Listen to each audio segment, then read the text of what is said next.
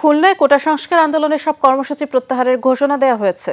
গতরাতে খুলনা সার্কিট হাউসে জনপ্রতিনিধি, পুলিশ এবং প্রশাসনের সাথে বৈঠক শেষে এই ঘোষণা দিয়েছেন কোটা সংস্কার আন্দোলনের খুলনা বিশ্ববিদ্যালয়ের সমন্বয়ক তানভীর আহমেদ এবং আজম খান কমার্স কলেজের সমন্বয়ক শেখ রাফসান।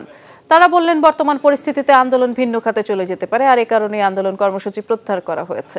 আন্দোলনে হতাহতের ঘটনার সুষ্ঠু তদন্ত আর দোষীদের বিরুদ্ধে ব্যবস্থা নেওয়ার দাবিও তারা জানিয়েছেন। দেখা যাচ্ছে যে আমাদের সহিংসতার সম্ভাবনা আছে।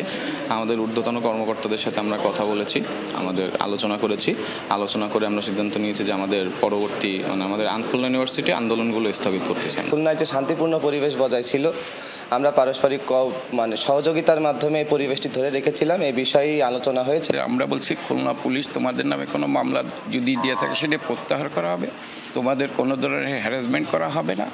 আমরা তোমাদের অনুরোধ করব